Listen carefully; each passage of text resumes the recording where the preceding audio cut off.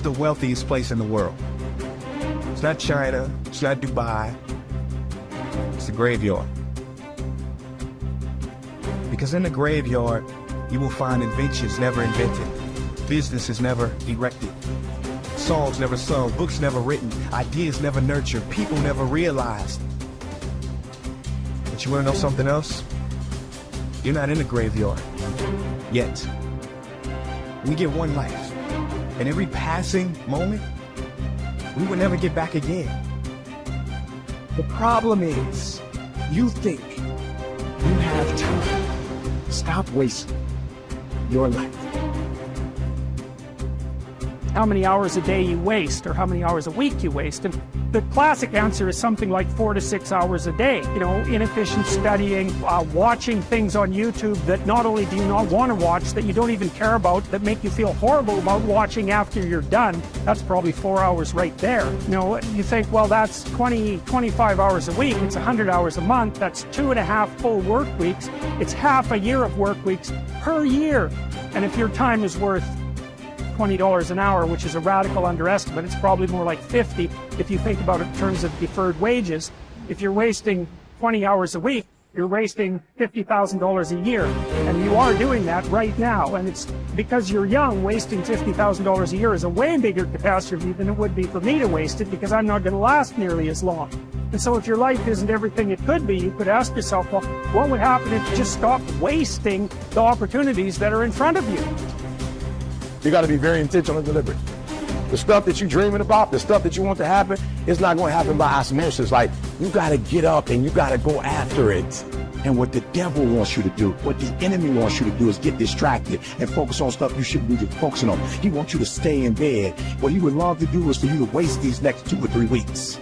People spend time waiting for when the time is going to be right. They're waiting for the pieces to fall into place. They're waiting for the planets to align. They're waiting for everything to be all set. It's not going to happen. You want to know when the time is right? The time is right now. All you have to do to kill procrastination is just start. More active and commendable still is the person who is waiting for the daylight and intercepts the first rays of the sun. Shame on him who lies in bed dozing when the sun is high in the sky, whose waking hours commence in the middle of the day. You have to dedicate every breath, every ounce of energy, and every thought and effort that you possibly have in your heart to becoming what it is you want to be. Because nothing great comes from a position of comfort. Everything worthwhile, everything that is great comes from being in a position of uncomfortable. Nothing worthwhile is easy to get. Everything is going to make you uncomfortable. Get used to it. And if you can get used to being uncomfortable, your limits are non-existent. Everything strives to become all it can possibly be, and that striving to become is what discipline is all about. Disciplining ourselves to fulfill our natural potential to become all that we can be. And finally, discipline attracts opportunity. Opportunity is always looking for ambition and skill in action. Discipline taps the unlimited power of commitment. The human will in action, driven by inspiration, enticed by desire, tempered by reason, guided by intelligence, can bring you to that high and lofty place called the good life. Discipline, those unique steps of intelligent thought and activity that put a lid on temper and a faucet on courtesy, that develop positive and control negative, that encourage success and deter failure, that design lifestyle and control frustration, that enhance health and curb sickness, that promote happiness and manage sadness. Discipline, the start and the continuing process that brings all good things. And remember, anyone can start the process. It's not if I could, I would. It's if I would, I could. If I will, I can.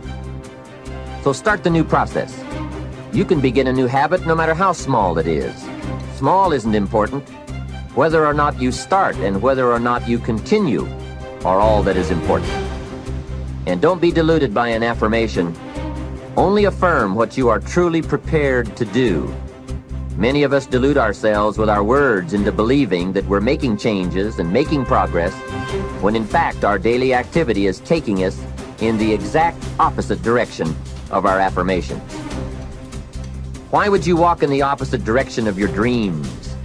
The man dreams of wealth and walks daily towards certain financial disaster.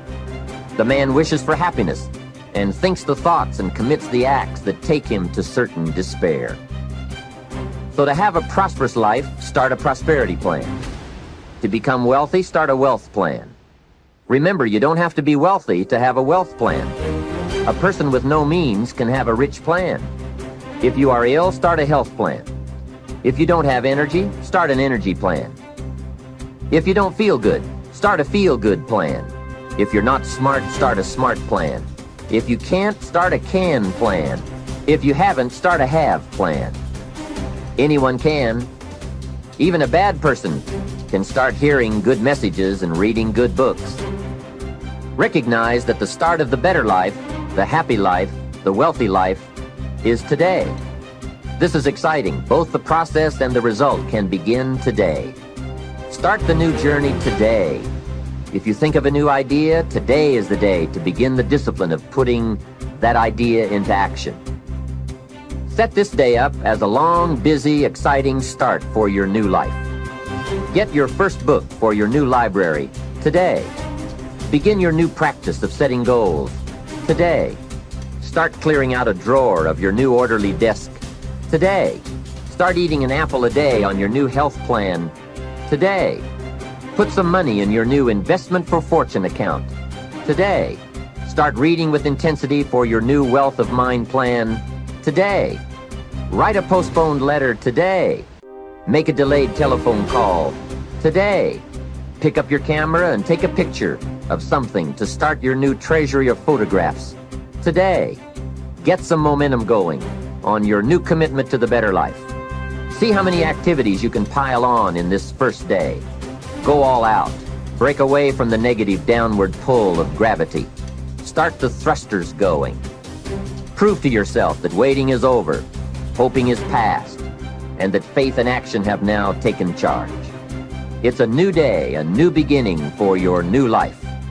With discipline, you can't believe the list of positive moves you can make in the first day of your new beginning. What have you got to lose? Only the despair and fear and guilt of the past. Only the dissatisfaction and unhappiness and lack of fulfillment of the past. Only the frustration and low self-esteem of the past. Don't let yourself forget how many doctors have died, furrowing their brows over how many deathbeds, how many astrologers after pompous forecasts about others' ends, how many philosophers after endless disquisitions on death and immortality, how many warriors after inflicting thousands of casualties themselves, how many tyrants after abusing the power of life and death atrociously, as if they were themselves immortal. How many whole cities have met their end? Haile, Pompeii, Herculaneum, and countless others. And all the ones you know yourself, one after another. One who laid out another for burial and was buried himself, and then the man who buried him, all in the same short space of time. In short, know this: human lives are brief and trivial. Yesterday, a blob of semen. Tomorrow, embalming fluid, ash. To pass through this brief life as nature demands. To give it up without complaint.